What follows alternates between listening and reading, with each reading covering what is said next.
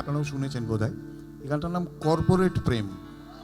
এই গানটা লেখা হয়েছে এই কারণেই যে এমন একটা সিস্টেমের মধ্যে আমরা আছি, ওই সারাক্ষণ বাড়ি থেকে ফোন, মানে প্রত্যেকেই প্রত্যেকের প্রতি এত অবিশ্বাস, কোথায় তুমি, মানে এটা কেন, যদি বলে না একটু জানতে চাইলাম সেটাও কি অপরাধ হয়ে গেল, মানে সারাক্ষণ অবিশ্বাস চলছে। কিন্তু তোমার আসার কথা ছিল তো, কোথায় তুমি, কি করছো, ঠিক আছে ভিডিও কল করে দেখাও, মানে মানে বিশ্বাস নেই। মানে এই বস্তুটা, এই বান্টুটা, এই এই ফোনটা আর কি, এটা মানুষকে অবিশ্বাসী করে তুলেছে। আমরা দীর্ঘদিন আমি বাবা মাকে দেখেছি, বাবা তো বাইরে চাকরি করতেন, মা আমাদের নিয়ে থাকতেন না, তার কোনো দিন বাবাকে দেখিনি যে ফোন মানে চিঠি লিখছে বা কিছু করছে, আরামসে কেটে গেছে জীবন।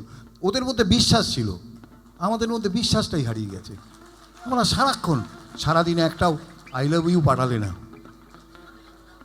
হ্যাঁ, সারাদিনও একটা ওকে বললে না, একটা স্মাইলি দিলে না, হ্যাঁ, আর কি কী আছে জানি না সালা, তো এইগুলো পাঠালে না, এটা দিলেন। আরে লোকটা একটা কাজের মধ্যে আছে, সে স্মাইলি দেয়। ভাবুন আমি এখানে স্টেজ করছি, আমাকে যদি বলে একটা স্মাইলি পাঠাতেই হবে আমায়, এটা আমাদের জীবন কেটে গেছে আর কি। হ্যাঁ, আমরা তো এত বছর ধরে সংসার করলাম, আমাদের জীবন কেটে গেছে, আমাদের লাগে না এগুলো, এখন কিছুই লাগে না আমার, মানে এখন তো এদের এখন খুব লাগে আর কি। তো ভালোবাসাটা কর্পোরেট হয়ে গেছে, সেটা শুনুন গানটা। একটা লোক, সে ফোনে সকাল থেকে পাচ্ছে না কাউকে, তার বান্ধবীকে পাচ্ছে না, সে কী কী ভাবতে শুরু করে দিয়েছে ভাবুন, পুরো পঞ্চবার্ষিকী পরিকল্পনা বানিয়ে ফেলেছে আর কি।